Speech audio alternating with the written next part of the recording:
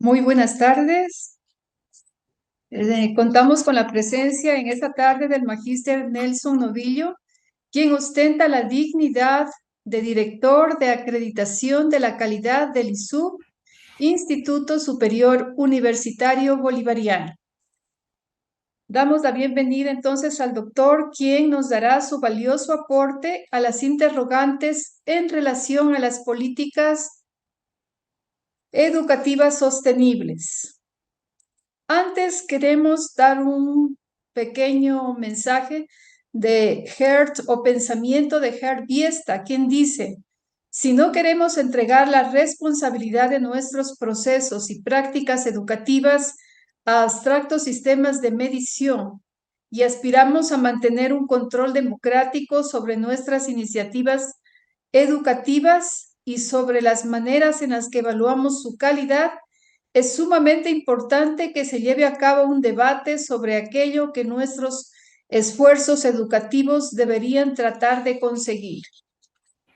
Buenas tardes, doctor, bienvenido. Buenas tardes, estimada Magíster Patricia. Estamos aquí para atender su invitación. Gracias, doctor. Entonces, empezamos haciéndole la primera pregunta, doctor. ¿Cómo integrar la educación con otras políticas sociales? ¿Hay educación sin una visión social? Ok. Considero de que, y la experiencia lo dice así, de que la integración de la educación a otras políticas sociales depende mucho que nosotros en nuestros países tengamos políticas, políticas de Estado y no políticas del gobierno. Las políticas de Estado se mantienen, son perdurables en el tiempo y se obtienen siempre mejores resultados. Y entonces, esa es una de las formas idóneas para poder integrar la educación con otras políticas sociales. La otra pregunta, si hay educación sin una visión social, es imposible que nosotros podamos tener educación sin una visión social. Pero eso no obsta, y en nuestra realidad ecuatoriana tenemos que la visión social se ha ido perdiendo. La visión social desde la primaria, secundaria y universitaria se va perdiendo poco a poco, porque si nosotros tuviéramos una visión social, la educación tendría mejores derroteros. Muchas gracias, doctor. Seguimos con la siguiente interrogante. ¿Cuál es el verdadero papel de las instituciones de educación superior en la construcción social? ¿Hay igualdad sin inclusión educativa? El verdadero papel de las instituciones de educación, no solo de la educación superior, sino desde antes mismo en la primaria, en la secundaria, eh, cobran un papel muy importante, tienen un papel muy importante, puesto que tenemos la posibilidad nosotros en los procesos de enseñanza y de aprendizaje poder dinamizar los procesos sociales y y no solo dinamizar los procesos de construcción de la enseñanza. Y de ahí que estos procesos también van a permitir una educación inclusiva. La educación inclusiva tiene una particularidad de que dejamos de lado los sesgos, nuestras perspectivas, eh, de hacer al lado a diferentes personas por múltiples razones que no están justificadas. Y entonces el rol de la educación en la construcción social es un paso fundamental para que nosotros pudiéramos lograr a través de la educación en los diferentes niveles la inclusión social. Muy bien, doctor, muchas gracias.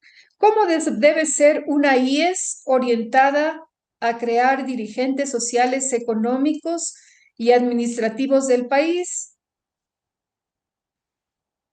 Para que podamos lograr nosotros de tener a través de los procesos de formación educacional dirigentes sociales, económicos y administrativos en nuestro país, vamos a requerir de que nuestra educación sea propositiva, que sea equitativa y que sea una educación práctica. Y yo veo con mucha satisfacción, por ejemplo, en los institutos, en el Instituto Superior Universitario Bolivariano, que, que en las planificaciones académicas se tiene un alto porcentaje de prácticas, de experimentación, y cada vez más se va reduciendo el espacio de la cuestión teórica, retórica más que teórica, y yo creo que aquí en el instituto, por ejemplo, tenemos esa particularidad de que estamos alrededor del 70-75% de enseñanza práctica. Eso ayuda en ser propositivos, que nuestra educación que se imparte sea trascendente, que sea para la vida, no en la vida, sino para la vida, es decir, por siempre. Muy bien, doctor, lo que usted nos manifiesta. Asimismo, quiero que nos ilustre con su criterio acerca de cómo deben integrar el ecosistema social dentro de las IES para que sea un laboratorio vital de aprendizaje. Yo creo que aquí hay que empezar diciendo lo que es un ecosistema social. Eh, Se ha utilizado ese término ecosistema tomándolo de la naturaleza. El ecosistema, los ecosistemas son sistemas integrales e integradores. Y entonces, al tener nosotros un ecosistema social, ¿qué es lo que qué va a pasar con las instituciones? Vamos a constituir en laboratorios de aprendizaje vital. Eso va a permitir entonces que nosotros pudiéramos acortar brechas tecnológicas, por un lado. Va a permitir de que nosotros nos salgamos del hermetismo que los tenemos a los estudiantes y vayamos hacia la flexibilidad de los estudiantes, concediéndoles también las responsabilidades a ellos, a los jóvenes, que son el futuro nuestro. Pensar pensar en las personas más que en las planificaciones académicas. Debemos tomar en cuenta de que nuestros estudiantes son fundamentalmente personas en procesos de aprendizaje y así debemos verlos nosotros siempre y tratarlos. Para ello, ¿qué Correcto. necesitamos? Para ello, ¿qué necesitamos? Necesitamos evolucionar los procesos de enseñanza-aprendizaje. No podemos quedar nosotros en el estático pasado, sino permanentemente evolucionar, todos los días cambiar y todos los días avanzar. Completamente de acuerdo, doctor. ¿Es evaluar un proceso objetivo o por el contrario, cada vez que evaluamos estamos asumiendo unos valores determinados? ¿Es evaluar un proceso técnico o ético? Miren, a veces nos engañamos nosotros con las evaluaciones que decimos, entre comillas, son evaluaciones objetivas. ¿Cuándo se pierde la objetividad? Cuando nosotros, el momento que usted pone una escala de valoración, ya está sesgando. El momento que pregunta lo que el docente quiere preguntar, ya está sesgando y por lo tanto perdiendo la objetividad. Por eso de que la evaluación no es realmente un proceso objetivo. Tiende hacia aproximarse hacia alguna objetividad, pero deja espacios que no se los evalúa. Por eso es de que en vez de ser un proceso técnico, la evaluación más es un proceso ético. Un proceso ético en el que usted puede evaluar otras facetas que no son exactamente el objetivo de las asignaturas. Por ejemplo, los comportamientos, los sentimientos, el respeto, la puntualidad y eso. La objetividad se pierde siempre. Fíjese usted tiene experiencia también en la cuestión de la matemática. ¿Y qué es lo que pasa? Decimos que la matemática es una ciencia exacta. es una ciencia objetiva. Y usted sabe que no es así. La matemática, empezando por la aritmética, tiene una cantidad de inconsistencias. Una de las inconsistencias que todo el mundo la domina es cuando usted quiere dividir un valor para un denominador par, no hay problema. Pero cuando va a dividir una unidad para un denominador impar, asoman la sucesión de decimales indefinida. Lo mismo pasa con la evaluación. Eso es, mi querida ingeniera Patricia. Muy bien, doctor. ¿Qué ocurriría si en lugar de medir la adquisición de conocimientos que quedarán obsoletos rápidamente, les evaluásemos por su capacidad de aprender a aprender y de aprender a ser? ¿Qué ocurriría si les evaluásemos por su capacidad para transformar sus entornos, por su capacidad para transformar la sociedad? ¿Qué ocurriría si evaluásemos su capacidad para vivir y trabajar en la incertidumbre? Yo le comento que ese ha sido mi sueño de toda la vida de profesional, porque nosotros los docentes somos los causantes de haber llevado a nuestros estudiantes por generaciones y por tiempos al memorismo. Entonces, le estamos nosotros robando, por decirlo así, la posibilidad de que razone, de que reflexione, de que se plantee perspectivas hacia adelante. Para mí sería excelente si nosotros evaluáramos la capacidad de transformar los entornos, por ejemplo, me pregunta usted. Hermoso, porque con eso estaríamos transformando la sociedad. Eh, Cuando nosotros hemos vuelto a nuestros estudiantes memorísticos, hemos matado la creatividad. Y mientras más estemos incursionando en la enseñanza mecánica y reflexiva, sin un diálogo,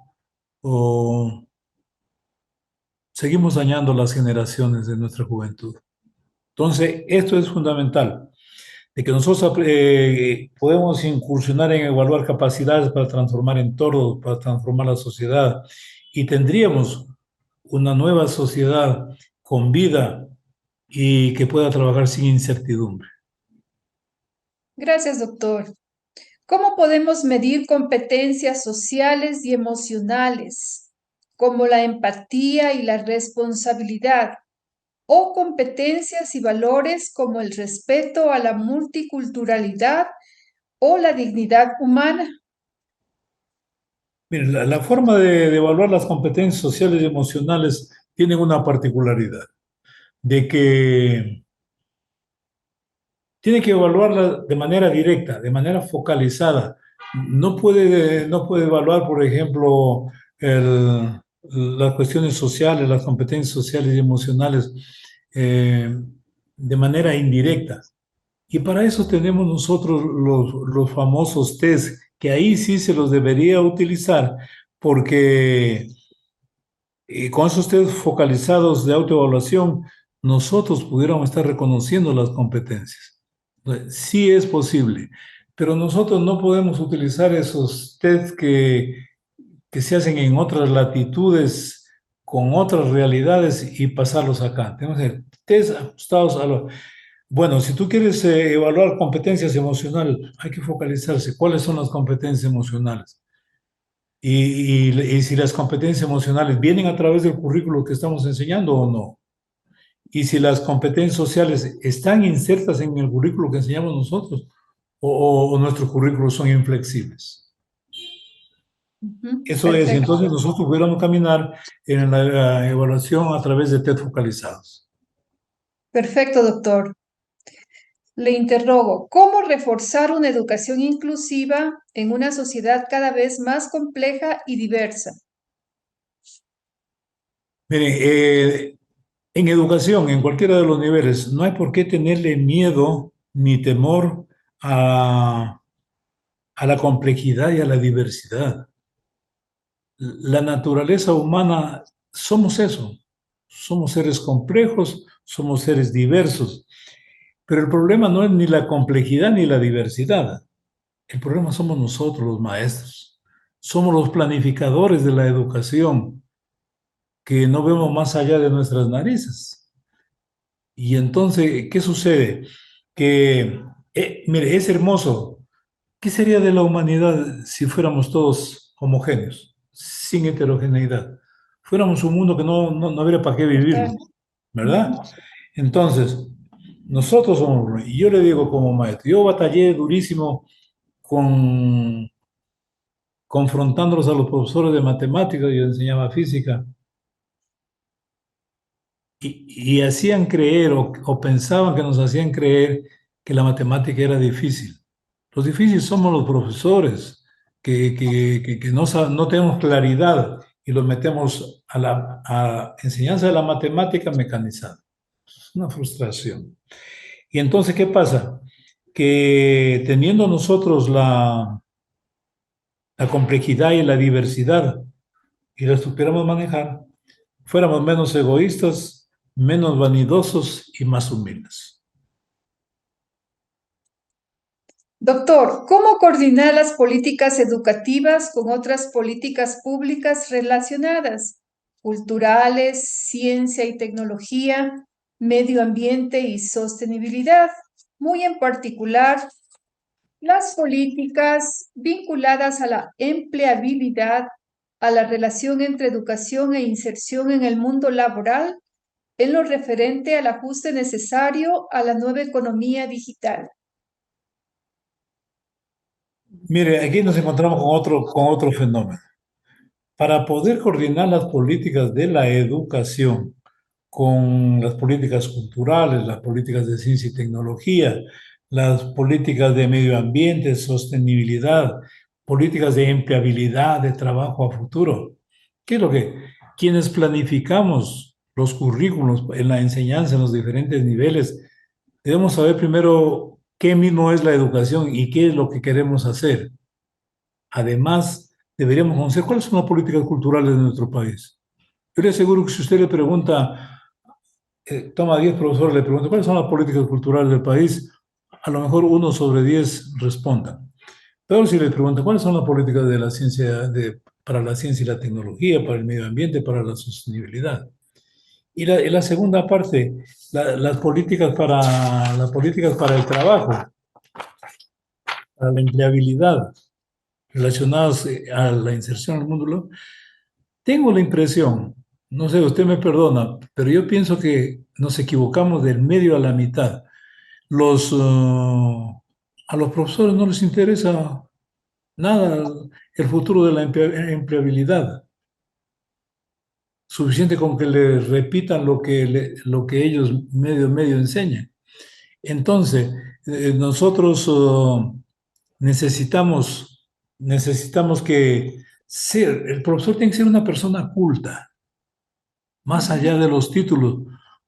Yo vivo desengañado de los títulos. Nos forramos de títulos y cada vez dejamos de ser menos seres humanos.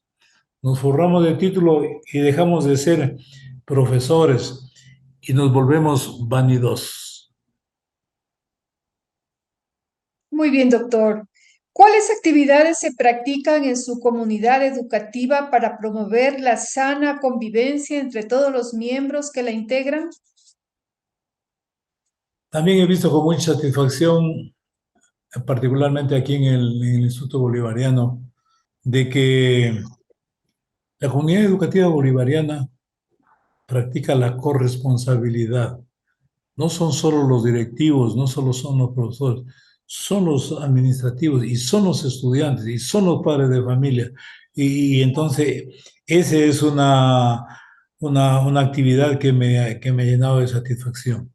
Y hay respeto, hay respeto, hay respeto por sus profesores, respeto por ellos mismos, respeto entre ellos, respeto por los superiores, por los mayores de edad, y respeto por los demás y respeto por nosotros mismos. Pero para que eso se dé, estimada Patricia, tenemos que aprender o enseñarles nosotros a que nos respetemos nosotros mismos. ¿Cómo va usted a exigir que alguien respete si ni ellos se respetan? Y eso Así es es, también doctor. para los profesores, ¿ok? Muy bien, doctor. Por último, sugiéranos dos políticas educativas sostenibles que incorporaran el SU. Siempre he pensado de que yo moriré tranquilo si es que pudiéramos nosotros lograr como política educativa universalizar la educación superior, pública y privada. Que no hayan tantos escollos, que no hayan tantos requisitos y requerimientos y que contribuyamos las instituciones de educación superior y el Estado hacia esa cuestión. Es una. Y una segunda que también, y que ya la hemos topado nosotros, es consolidar la educación y el empleo. Eso implica educar para la vida, ¿no es cierto? Y hay muchas otras más. Yo le quiero comentar, Patricia, de que si nosotros vamos utilizando el currículo, ahora se está manejando el dominio de 4 idiomas. ¿Pero cuáles son esos idiomas? La lengua materna, la matemática, la lengua extranjera y la informática. Fíjese. Ujú, así es, Y, y- doctor. y si, y si nosotros, por ejemplo, fortalecemos, yo he visto aquí, yo he analizado algunas estructuras de las currículas de acá y tienen una buena aproximación a eso. Y eso a futuro va a ser lo fundamental. Eso es, mi estimada Patricia. Y siempre a la orden, cuente conmigo en lo que yo pueda hacer y ser útil. Muchísimas gracias, doctor, por su amabilidad, por su tiempo. Quedo eternamente agradecida. Buenas tardes.